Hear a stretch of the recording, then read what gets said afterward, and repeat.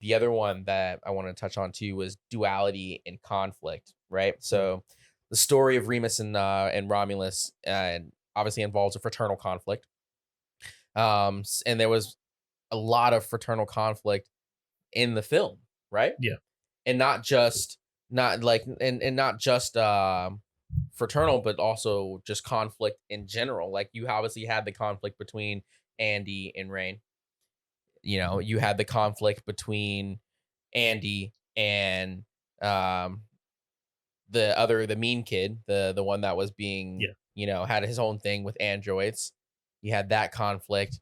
Then you had obviously the conflict between all the protagonists and all the aliens, and it was just like how those all balanced each other out and all intertwined with each other, like just made for a lot of interesting duality, I would say. Mhm. It's just like it felt like each character had like a string connected to a different character, and they all kind of intertwined in a way. And like some people had certain relationships with one character that they didn't have with another character. It wasn't like Yeah. not everyone was just on even ground with each other. Mhm. And I feel like that made for a very interesting cast and a very interesting plot device, because now you can really play with that. When scenarios happen, Andy might be thinking, well, why would I want to save you?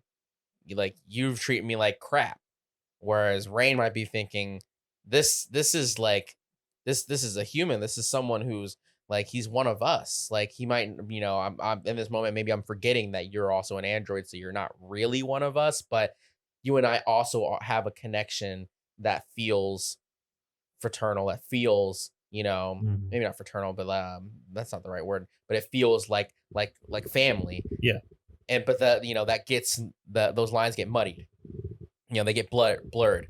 So it's very interesting, that duality and that conflict between you know everyone's relationships.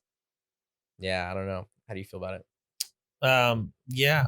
It just, I wasn't like when they were trying to play up the brother and sister aspect of Andy and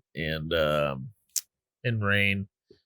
I really wasn't like fully understanding to an extent at first. Not Mhm. necessarily like they're, one's an android and one's like a human. So it's like I Mhm. like, how can an android, how can an AI have that type of kinship with a human is what my mind is thinking. Well, that was the It thing. It can, was just purely coding. Like, yeah, it yeah. was just like, and that was, I felt like, added kind of like a bit of layer of more feeling to it, even Mhm. though it's like ironic, because you can tell in different scenes, like that, where she might be upset, where she might be realizing, or like trying to process in the moment, like, this android isn't really real, but are like, my feelings towards it are real, Mhm. and it's like sometimes she almost has to remind herself that.